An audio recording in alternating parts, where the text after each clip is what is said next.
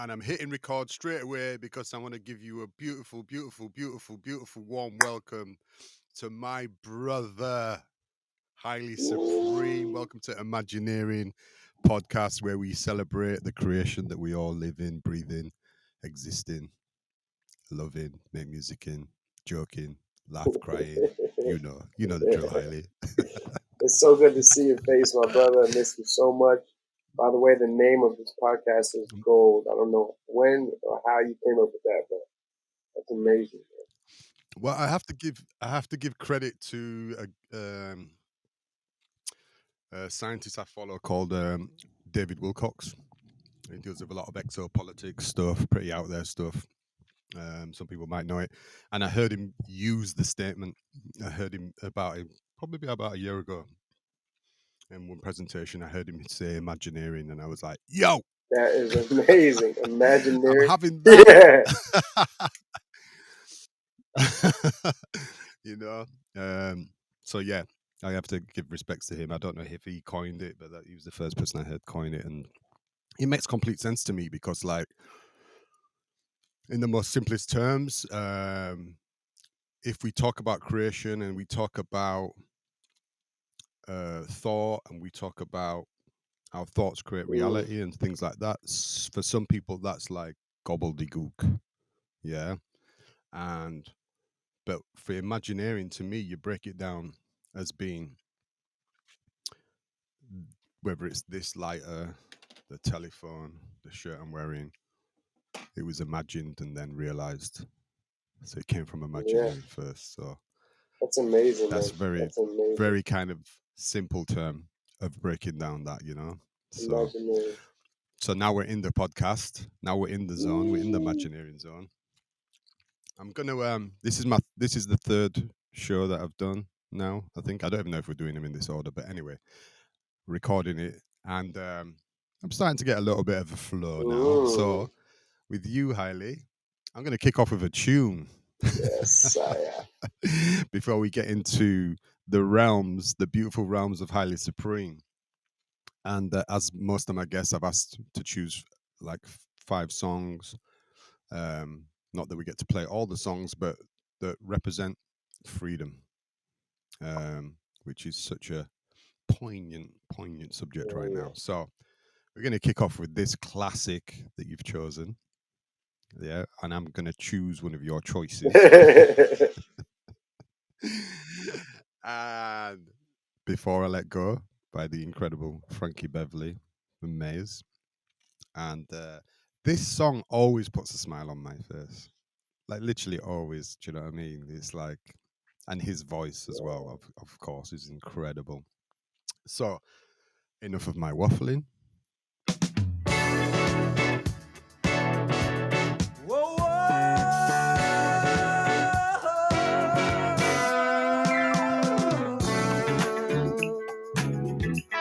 And immediately the sun comes out, right?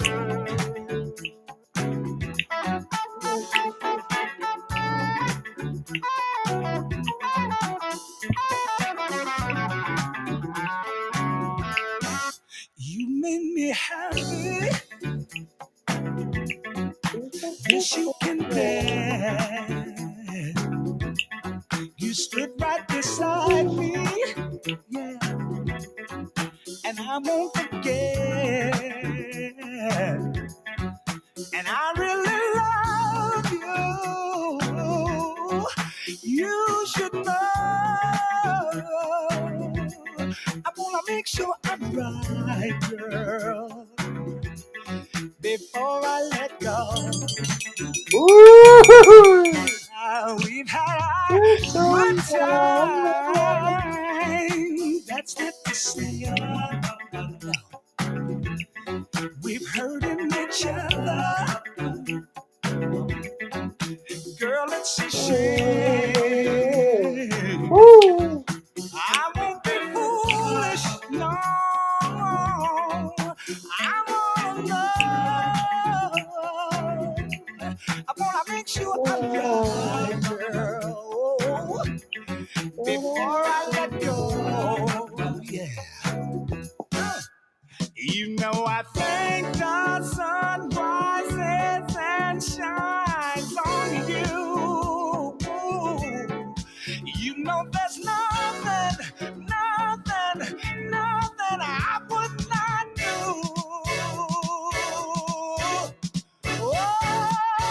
This is freedom right here.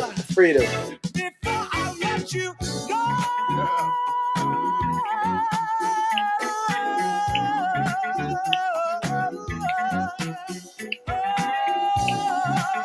I would never, never, never, never, never, never, never, never let you go. Woo! With the reverb on that. Amazing. Oh So, man. so Hailey, tell me your reason for choosing that song. Yeah. So for me, actually, when you first asked me to come up with a list of songs that represent freedom, I was thinking very seldom is it that when I think of freedom in a song, it doesn't have to be tied to the lyric. For me, it's the feeling, the musical progression, the musical information that imbues that feeling of freedom. But in America, that song has been an anthem for generations, specifically for Black people at family gatherings. And one thing I've always noticed when that song is played is any type of feeling of being too old to cut loose, or a feeling of being of a family member being too young to understand what's going on, completely weathers away. Like this song, it transcends age, space, and time. If you play this at a Black family gathering in America, the feeling of jubilation and like the suspended trauma for a moment. When this song is played, it's like all the bad stuff is suspended in air. Especially at that one point in the song where Yeah. he kind of like belts, and there's a long belt. Oh man, you could, I wish you could hear all the times in my life where that part specifically has come on. It doesn't matter if people are rolling their weed, pouring a drink, serving some food. Everybody turns to the DJ or turns to their loved one, and they just belt. It's like we're all flying at the same time when that part of the song happens. Yeah. And that song is That's the release right there, yeah, right? it gives you the release of you just soaring and flying. And everybody, there aren't that many songs I've ever heard that have the effect of making every listener synchronize immediately, you know? Especially in the context of Blackness in America. I'm sure all types of people love it, but specifically for us, it has a very, very magical effect. And Yeah. yeah, I love the way that nothing can be bad or wrong when that song is playing. You know, especially if it's at a gathering, it's the first time it's being played. Everything in the world just feels right for that 3 minutes and however many seconds the song is. It's very, very, very, very, very Well, I special. mean, it depicts like it depicts one of the most challenging things that we all, and I mean everybody, um, has to deal with in life, and that is letting go, Yeah, right? And it's easier said than done, right? You know, no matter what the subject is, or matter is, or issue is, it's very, very challenging, and that's where we have to become warriors within yeah, ourselves, right? Is the letting go. And that's the thing about music as well, in it, as a creative. Excuse me, as a creative, is that we have an escape route, yeah, right? For a moment, yeah. As a creative, when you're making music, with whatever you've got going on in your life or whatever you've got going on internally, hmm, um, music will always offer you a doorway. Yeah, a little. It's like, oh, you know what? It's like I'm trying to leave this building. Music will show you the kind of little exit you can get out yeah, for a moment. yeah, Do you know what I mean? And when we get out, we can feel safe in that space. yeah, Even if we're expressing our emotion, or we want to go deep, or we're feeling pain, music will still give us a doorway. yeah. You know, Now I'm curious. and that's the one thing that we have as yeah. I'm sorry. There's latency, so I cut you off late. But go ahead, finish that. It's, it, it's all right. I think we got a tiny bit of a delay, but yeah, you go, man. Oh, You so go. I was actually just curious. When you were growing up in Leeds and in the UK, does that song have that same type of effect for Black people or for people in general? Have you noticed that? I think for people in general, for me, it represents the Yeah, togetherness. For me and what I grew up in, like especially in the soul circles and going to, we had events called all dayers and stuff, Hmm. which would only happen like maybe once a month or once every 3 months, because the issue that we had in England when I was growing up was if it wasn't in the hood or at a shebeen or something like that, it was very difficult to hear black music in the Wow. club. Really? Yeah. So what would happen? Yeah, man. What would happen? You would there was a guy called Khan, an Asian guy who put these events on. They called them all dayers. Quite a few people did them actually. He's not the only one, but what they would do is the only time they could get the venue was be a Sunday afternoon. Wow. So they'd do like Sunday afternoon. It'd be like 12 till 12, and then they'd get a collection of DJs from around the country. Yeah, and then it was predominantly black music.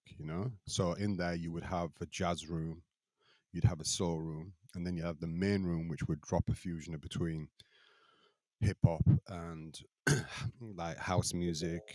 I mean, this is even pre-house when I'm talking like before we even called it house music. Do you know what I mean? Give me Like, a or we time, like even had that term. 80s. You know, you know, this is like early '80s, man. Wow. Like mid to early '80s. So hearing stuff like Maze and stuff like that was in them scenarios. Do you know what I mean? And them scenarios were already special to be in anyway. Wow.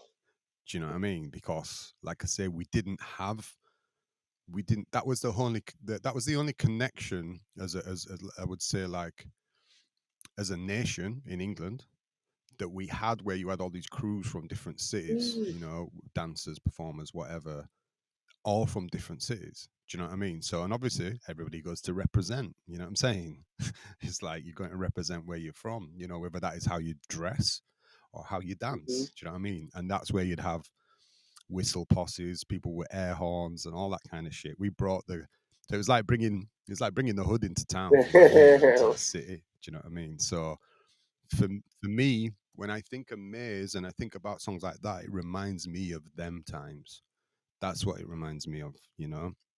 Because I think the representation of what you're talking about, like christenings and what I mean, like weddings and that kind of thing that would happen in America, in yours, in the English culture, English black culture, it would be more reggae Mm. in them events. Do you know what I'm saying? You know, we like be more. I'm not saying we didn't have soul within weddings and funerals and Yeah. this, but it would be predominantly reggae. Wow. Do you know what I mean? So and I actually remember a point where like just coming to me now, like had a point where you were kind of looked at as a soul boy. You know what I mean? You're like you know what I mean? If you didn't like reggae, or you're a soul boy, or That's what they called you, a you're soul you're boy. you're a natty boy. You know what I mean? Yeah, soul boy, or rude boys. You know what I mean? Like because you weren't, Yeah. whatever. You were alternative. You were seen Wow. as alternative, basically. Do you know what I mean? Because the ground roots of black music in England is reggae. Mm. It's reggae. That's the You know what I mean? foundation. It's Yeah. like, that's the foundation of what our culture brought to England. You know Wow. what I mean? And what, like, the biggest, the biggest importer of reggae music at a time, I don't know what it's like now, at a time was England. Sure. Yeah. Lovers Rock was born in Yeah. England. Lovers Rock music was born in England. So yeah, so I think culturally same but different to America. You know what I mean? Different, like because America's very this is my perception. Its ground roots are so deep, yeah, that genres of music were created there and are the foundation. Yeah. Do you know what I mean? In England, we absorbed or brought with us the roots. Do you know what I mean? Mm. So I think it's a kind of slightly different, but the essence is the same. That's The spirit fascinating. is the same. Let me bring people up to speed about our connection anyway. Ooh-wee. Um, so when it's really funny when I reminisce about the last couple of years. We have this like year, don't we? That's like a blank. Literally Do you know? blank. That felt like 10 years too at the same And time. it's like, was it Yeah. 2018? Yeah, it's it's like, was it 2018 or 2019? Was it? Do you know what I mean? That bit's a little bit hazy, but I believe. Correct me if I'm wrong here. So in the summer, probably around this time, Hmm. um, Haile's music was presented to me. His amazing track "Dangerous" was presented to me through Kazim, who works with me, my partner, and stuff. And it was his wife actually that had clocked your tune Wow. and said, "You must play this to George." Do you know what I mean? Like that, right? And soon as I heard this incredible song of yours, I was like, "You need to get hold of this guy Yeah. now." You need to get hold of this guy now. And Kazim made the connection. It was just like, let's get this guy to Ibiza, man. Let's just do it. Do you know what I mean? Like, but then 2 weeks later, I was actually in Brooklyn, Which was which was like crazy. Yeah. incredible. Like, it's incredible. It's like, which I let people know that's where Hailey was living at the Hmm. time and everything. And we hooked up and we had a night in Brooklyn because I can't remember where I was playing. Elsewhere. You were playing it I was elsewhere. playing somewhere, or maybe I was there for a label. You're playing it elsewhere. Elsewhere, there was go. There we go. Anyway, and we hooked up that night, and I will say this, and this will come in a conversation later when we talk about the music and stuff.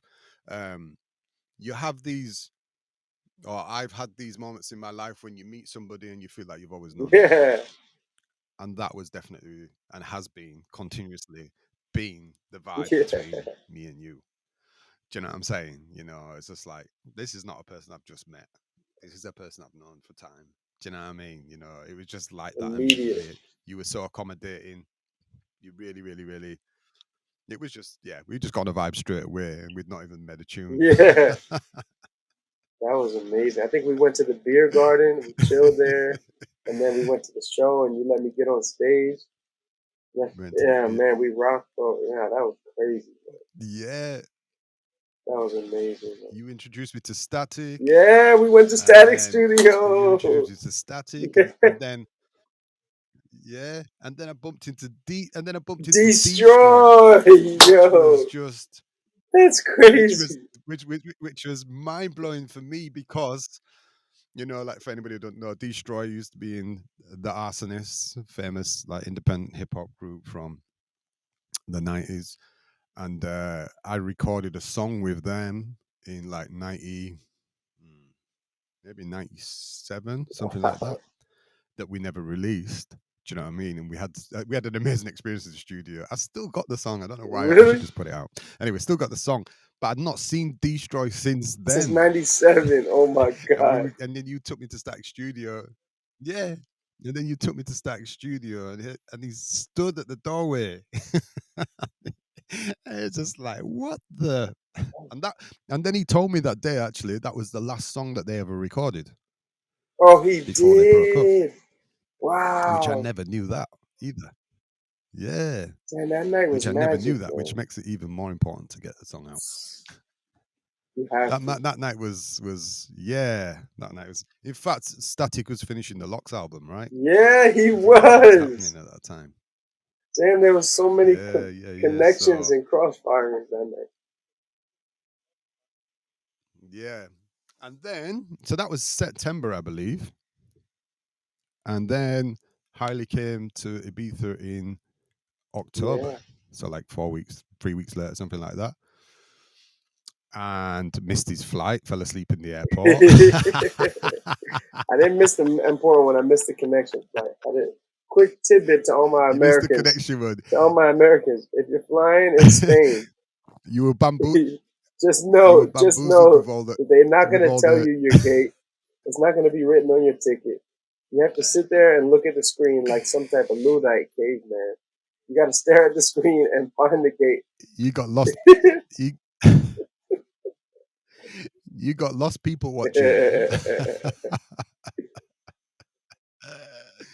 But that was all Yeah. good, and Hailey had like the probably like everybody's got a different story of how they get introduced to Ibiza and when they come to Ibiza. But Hailey got the creme de la creme introduction Ooh, to Ibiza. I mean, like he couldn't have styled it any better. it was So amazing. basically, he arrives, and it turns out that evening there's a private party in this venue that I'd never been to before, And this venue was incredible. This Incredible. place, it was like, yeah, it was like we were in a constant music video. Seriously, man. It was incredible. So we'd gone to this really nice party, and this was Heile's introduction to Ibiza, and it kind of must have looked like, oh, this is what happens every Yeah, night. that's what I thought every night was gonna be like.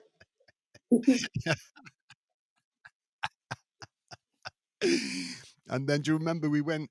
So in this venue, Oh yeah. they built this temple, Yeah. this dome I'll temple, never forget that, man. and so we went and sat in this temple. Obviously, we were getting stoned and stuff, and Hailey started singing, and the reverberation in this dome in this temple was incredible. Do you remember that Bro, moment? I'll You know what? never Actually, I forget. recorded that on Did my you? phone. You recorded that? Yeah, I just remembered. Bro, that I will Yeah, never on my forget that as phone. long as I live, man. I've never been in a space where you can speak this way and it sounds like it's coming from behind you. And then it bounces off and sounds like it's coming from your right Yeah, ear. It's like I never we yo, man, I'll never forget that. That shit was we crazy. were in there for hours, man. Woo. We we kind of left the party and we were stuck in Yeah. there, weren't we, for like 2 hours? You think we'd be able to go back there one day? So that was Hailey's introduction to being in Ibiza. And then we spent the next 5 days writing music. And I remember there's some key moments. There's lots of key Yeah, moments for them 5 days, right? Obviously, but I remember. I don't know if you remember this moment. We'd done one night in the studio, and we went to the beach, yeah. and we went and sat on the rocks, and we had a conversation. Do you Of remember this? course. That was after the drum circle, right? That was the same day we went to see the drum circle and then we walked out Yes. and yeah. Yes. Yeah. Yeah. Yeah.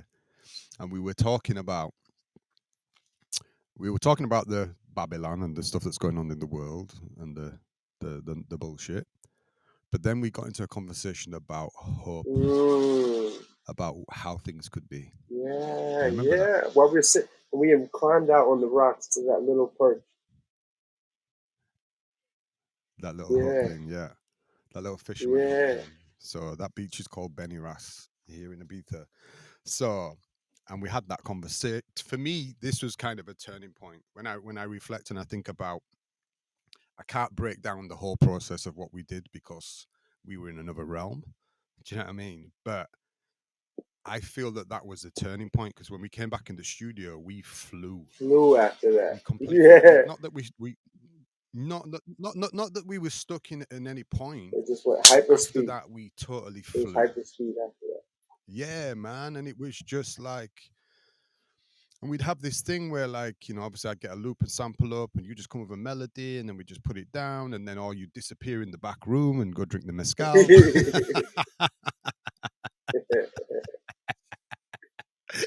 And I'd be here tinkering about, and then you'd come back in with a melody, be like, yeah, yeah, let's put that down. And there were just so many moments of just that happening. Yeah. And then we'd go to bed at whenever, like 6, 7 6, a.m. or 7 in the something like morning. that. And we'd pretend to, we'd tell ourselves that we're going to start at 3. All right, we'll get up at 3, we'll start at 3. And then that never happened anyway. We just got up whenever, which was beautiful. Do you know what I mean? Beautiful. And then roll back in again and that. But especially when I listen to the music we've done now and listen to it in its completion and without pulling it apart. Now I've got out of my producer head and I can actually enjoy and listen to it. Yeah, I knew it was magic when we were making it, I did too. right? I knew it was magic. I knew I knew we'd caught a moment. There was no doubt about that. But it also felt really brand new because we were in the presence of each other having this experience. Yeah, it was amazing, man. You know what I'm It saying? was so incredible. And it's like a dream. It was like a Literally dream. like a Do you know what I dream. mean? But the sound that we mustered up out of that, highly, and obviously the depth of the content which we can go into, feels like that. It feels like that. Do you know what I mean? Everything about it feels like what we experienced. You know? That was some of the one of the most magical experiences, if not the, that I've had with music. Being in a foreign place, being with somebody I just met, and not only going below the mantle, but we went like to the earth's core, searching, and we were as if we were, as if the songs were coming through us, not really from us, but we were also like mining for those songs. Like we were digging because oftentimes when working with you, I love how much you pushed for lyrical amazingness. You know, you wouldn't. I love the fact that you would push and not let us settle for something that was lazy or just the first idea, and always questioning. Because me, I come from the school of thought. It's usually you freestyling and you come up with something. That first one is going to have a nugget of gold in it, but you would always want to push Yeah. and let's dig deeper. And it was in those moments of like of discomfort of trying to push and like, what the hell is this lyric going to be? That we would find gold, true gold and vibranium. You know, so I really respect you for that. Thing. But you also had. Oh, thank you, man. But you had untold and still have untold amount of melody. Yeah, Like literally, like melody was just like, like you and I don't even remember this, especially so. Harley's on like five, maybe six songs on Shout Out to Freedom. Um, and we, bearing in mind these songs were written over two sessions because when Hailey came to Ibiza and we had such a fruitful time, we got him back a month later, yeah, right? which is Was it a so month later or something like amazing, that, man. Oh my right? god. Or in November, yeah. And the second time round, we didn't write as much music, but we wrote something really, really deep. Yeah, We did about three songs, I think, something like that. There's still one that still we still need to get to, yeah. right? Maybe two actually. But like, I mean, we in fact we were that prolific. I was forgetting How what we'd many we done, had started? Yeah. and I was finding folders, and I'm like, and I was like, "What's this?" Do you know what I mean? It's just like, "Oh my god!" Like, it's like it was kind of like that. But I remember there was a moment when you were. There was a few moments like this, but you were off mic. Like you go to lay down Mhm. vocals, you're in an hour, and you do whatever, and you just went, oh, you just did that off Ah. the mic, and I was like, "What was that? What's that? Yo, bro, what's that?" It's like you got to do that, man. And every time that's from the song Wonder, and Yeah. every time I listen to that song It now, makes and me especially fly, man. That song makes me the feel like depth I'm of the flying. you, I remember you messaging me from the airport just as you were about to leave actually Europe and go back to America, and you going, "Bro, man, I don't know what we've written there, man, but that's some other shit, man." The other shit from the other And I knew shit. what you meant, exactly. But I knew what you meant, man, because it was like I remember that second session, you know, it was a different flow Yeah, to the first session, obviously. You know what I mean? And it was almost like there were moments like from my point of view of experiencing that session, there were moments where like I really had to trust here. I have to trust what I'm digging yeah, and what I'm trying to search out here. Like we were saying, like it's like the sculpture, right?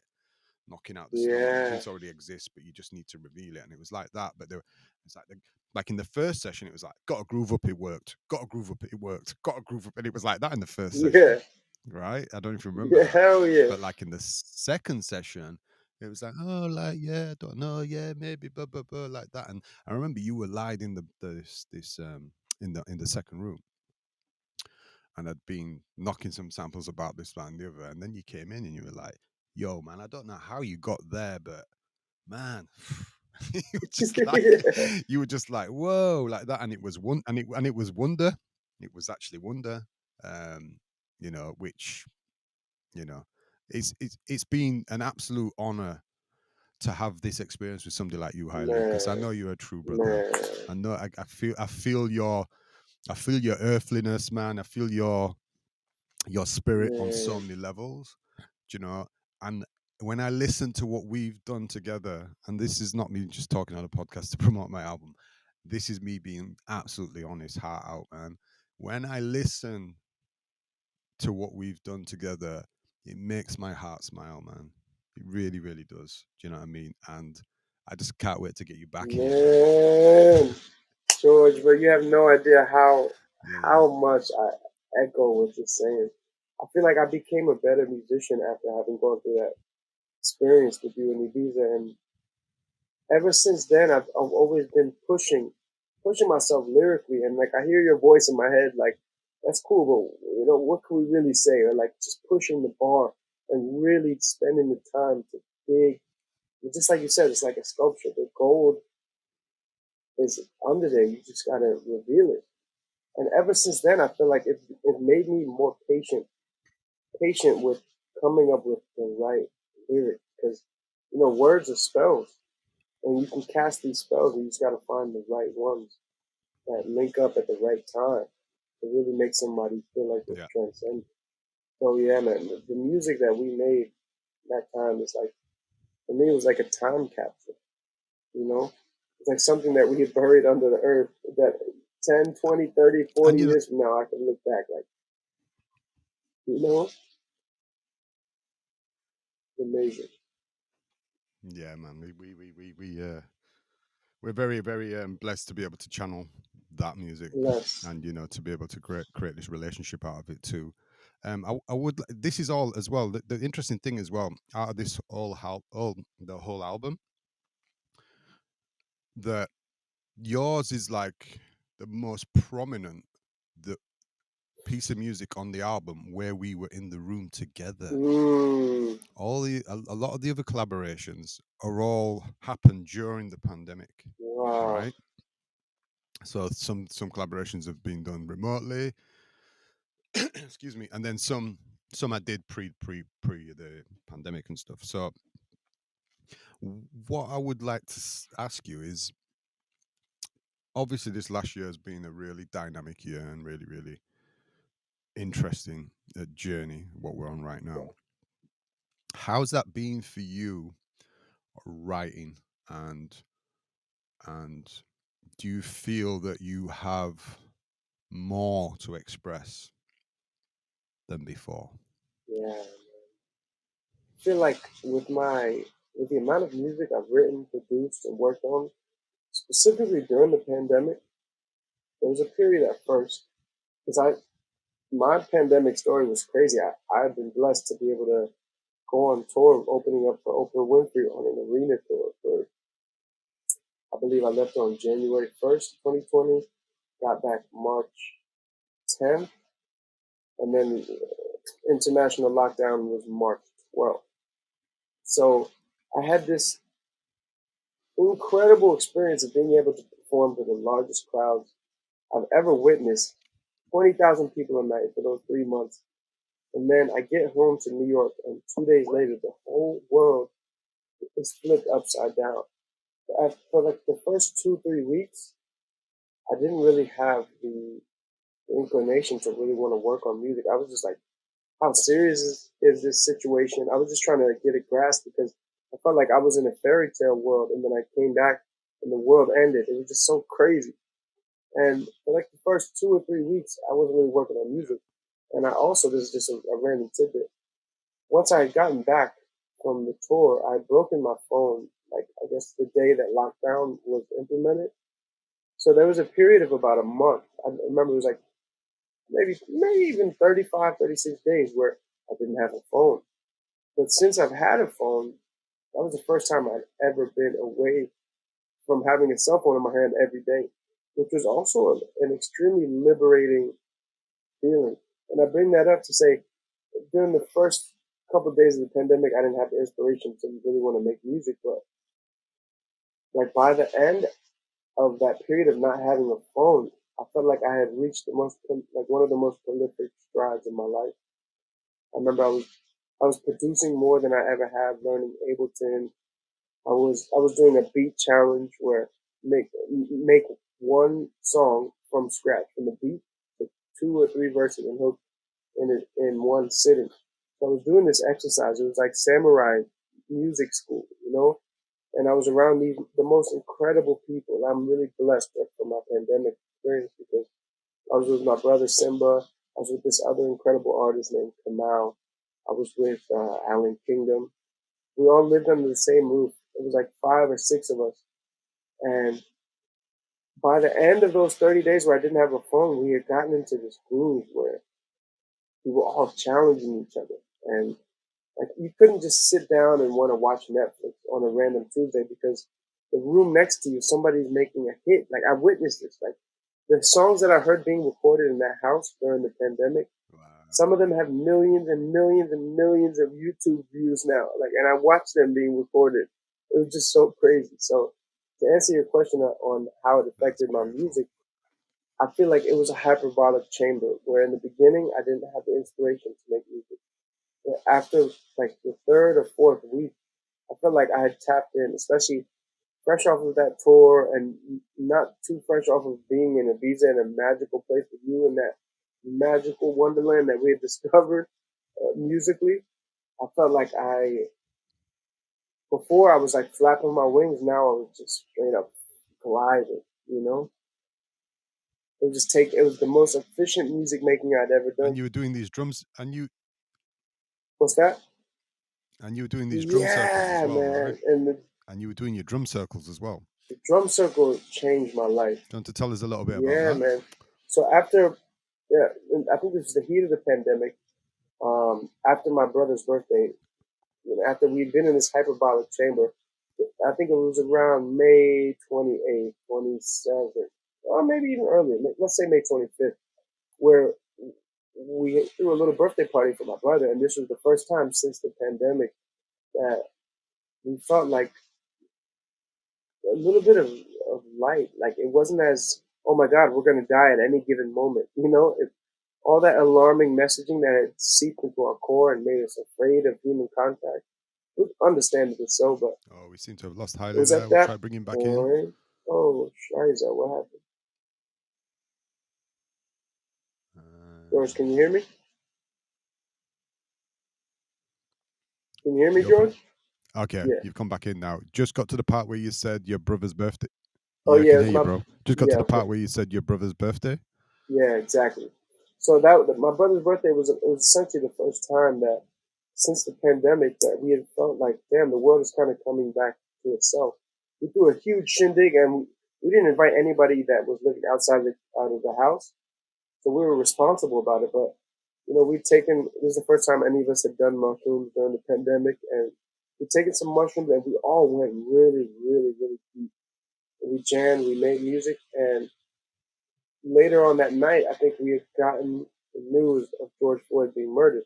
Alan Kingdom, who's directly from Minneapolis, he started getting all these calls and people telling him about what was going on. So we decided that day, well, Alan was like, maybe I should go back to Minnesota to help out. And that day, and we were like, yo, you should go. You're from there. Like, literally you have the biggest platform out of anybody who's ever come out of Minneapolis. You should go. And then we sat there right in our living room. Yeah. We booked the flight, and then we were like, yo, fuck it, we should go too. Excuse my French. We should go too. So Alan went out, and then the next day, all 5 or 6 of us, we went out to Minnesota, and we were there on ground zero, like buildings burning.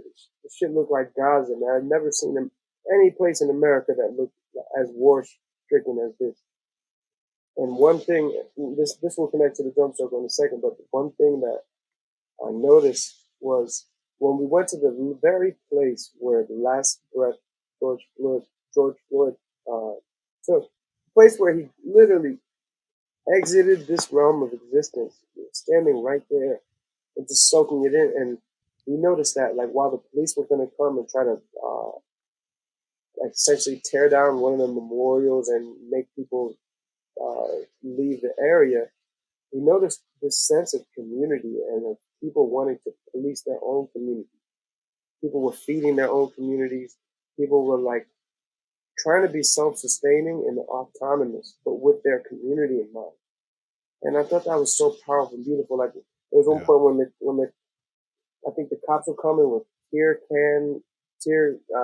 gas, whatever, and like the people had barricaded the neighborhood, essentially where George Floyd was murdered, and I just felt this strong sense of community and people doing it on their own and using what their resources were and what they were good at to chip in. Like one person was a chef on that block, so he and we helped donate. We donated like five lamb and goats, 5 goats for him to cook food for the entire neighborhood.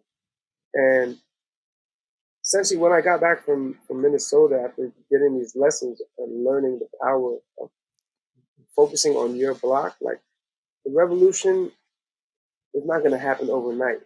But if you focus on your neighborhood, your block, and No. you inspire somebody else to take care of their block, their neighborhood, soon enough we'll have a quilt of care amongst the entire nation, you know. And I know that may sound like a little floaty and fluffy, but I truly believe it. And Yeah, well, it's got to start from the ground up, man. exactly, man, You exactly. know, it's like the whole. That's my whole talk about my point about freedom is it's not given to you. Yeah, Freedom's never given to yeah, you. You know what I mean? You have to fight for it. You know, you have to fight for what you believe in and what you care about. definitely, 1000%, And history's shown us that. 1000. But sorry, go to the Oh drum yeah, yeah. So circle. just to finish up that thought, when I got back from Minnesota, I was like, man, how can I activate my community, my neighborhood? Like, what can I do to bring? What can I do to provide a Yeah, service and to illustrate the issues that we've got going on? So I started doing some reading, and it just happened to be Juneteenth was around the corner, and I grew up when I was living in D.C. I used to always go to this drum circle that at Malcolm X Park. That was the longest running drum circle in America, and I linked up with the elders. So I asked the blessing of the elders that used to teach me how to play, and said, "Hey, may I take a fruit or a seed from the tree of the Malcolm X drum circle that I planted right here in my neighborhood in Bushwick?" So starting on Juneteenth, um, raised some money to get some supplies. I bought like maybe like $300 worth of toys for the kids, clothes for the homeless, and found a sponsorship with the Ethiopian restaurant. Got like 20 chairs, and starting on Juneteenth, it was like a drum musical protest.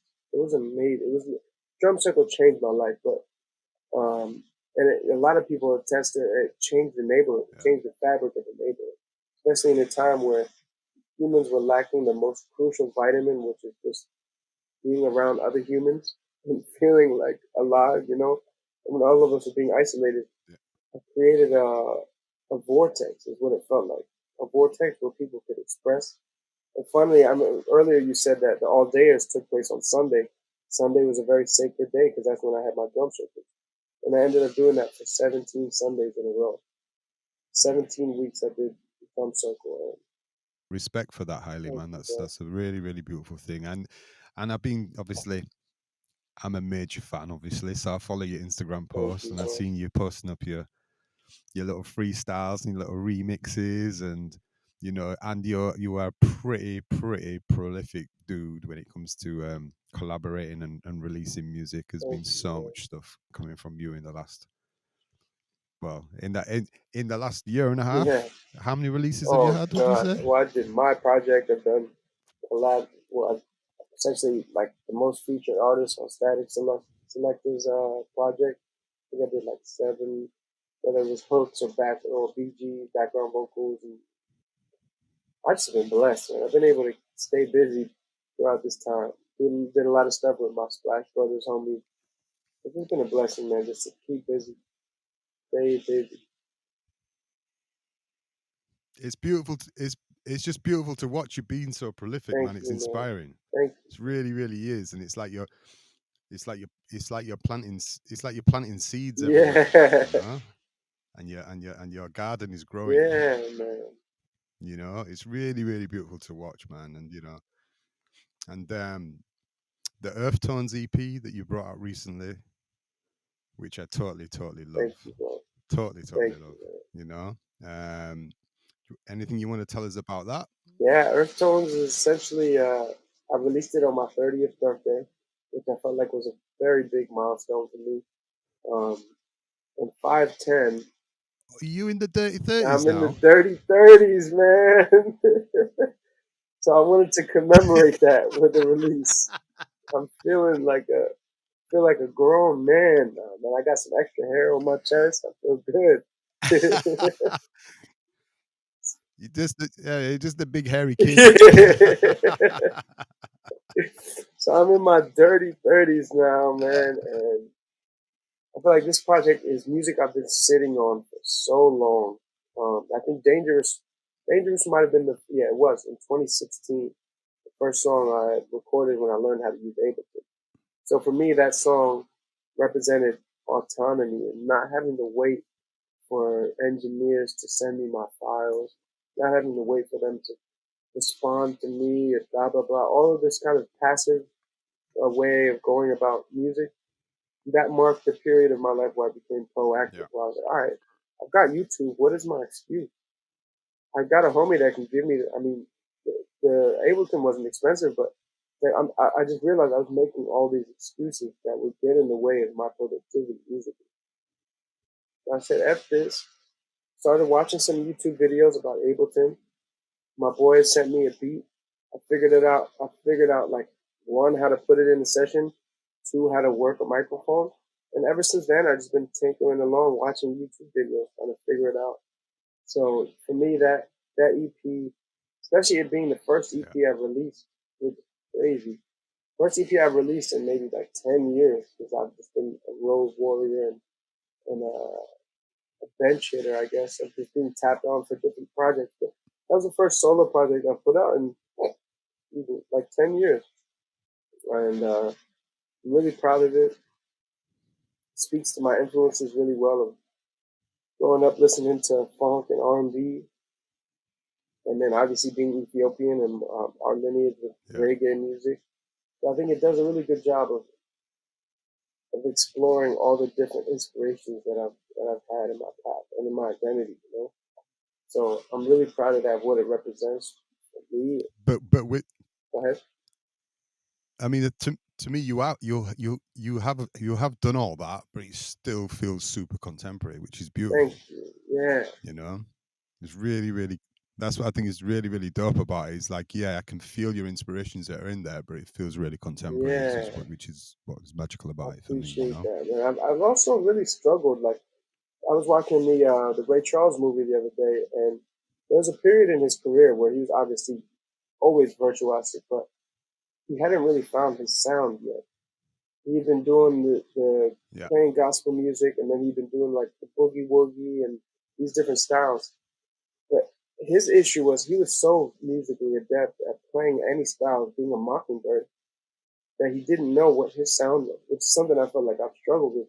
After having played with so many different styles of music and absorbed that into my musical language, I felt like after a while, like, damn, am I a reggae singer? Am I an R&B singer? Am I a soul singer? Like, what am I? But I felt like on Earth Tones, I was able to Yeah. really make a collage of sounds, but still not let it be a period piece. So it still sounds like it's from 2021, you know? So I'm really, really, really proud of that. And Yeah.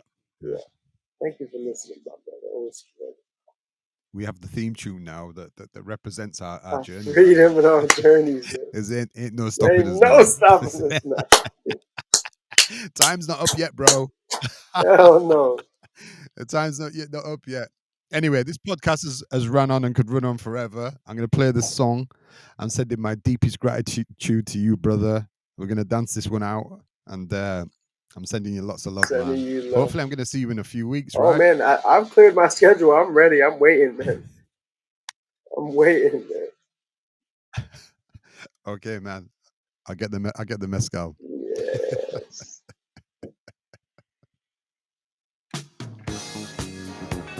Highly Supreme, everybody. Imagineering. It's been a great, great, great conversation with you, brother. Love you. I love you so much, Love man. you so much, George. Bless you.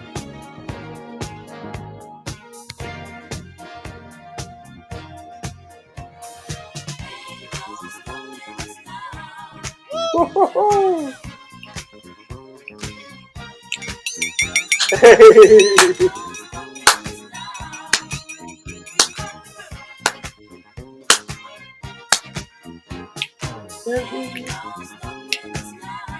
And listen to the lyrics, George. Listen to the lyrics.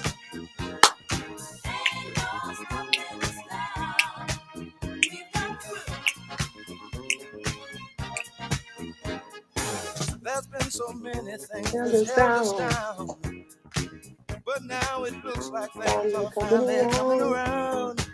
I know we've got a long, long way to go, and where we'll end up, I don't know. But we won't let nothing hold us back. We're putting our show together. We're polishing up our act. If you've ever been held down before, I know you refuse to be Held down anymore now. Don't you let nothing, nothing Running away. I want y'all to listen, listen to every word I say, every word I say. Ain't no stopping us now. We're on the Ain't no stopping us now. we got to do. Ain't no stopping us now. I know. I know. Ain't no stopping us now. We got to do. We got it. I know you know someone that This has is a fine. vibe. And if you're trying to make it the only Your push side. aside, they really don't have nowhere to go. Ask them where they're going, they don't know. But we won't let nothing hold us back. We're gonna put our show together, gonna polish up our act. Well, and if you've ever been held down before, I know you refuse to be held down anymore. Well, don't you let nothing, nothing stand in your way. I want y'all to listen, listen to every word I say, every word I say. Ain't no stopping us now. No, no, We're no. on the move. We're moving, Moving. moving. Ain't no stopping. We're moving, yeah, yeah. We're moving, moving, moving, moving, moving. Ain't no stopping us now. We're on the move. I know we got the groove. Ain't no stopping us now. Moving. Ain't no stopping us now. Oh no, no, I'm on the move. I really, really got Ain't no. Oh, nice.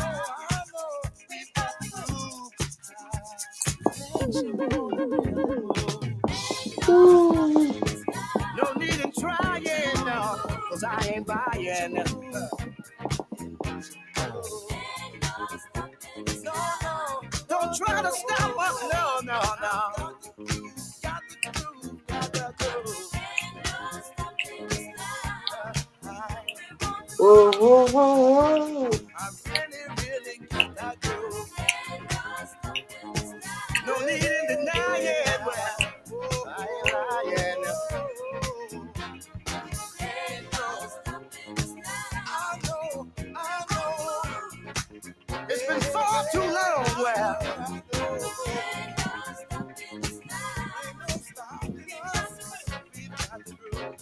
ain't no stopping us. It's been Ain't far no too long, stopping y'all. us now. We're on the move. Just doing me while I get in line. Yeah, well, even the negative people. Ooh. Cause it That's the ain't extended no. version, huh? Please, please, please. Don't make us see, I don't know where we're going. Whoa, whoa, whoa. Ooh. Yo. Thank you, Highly Supreme.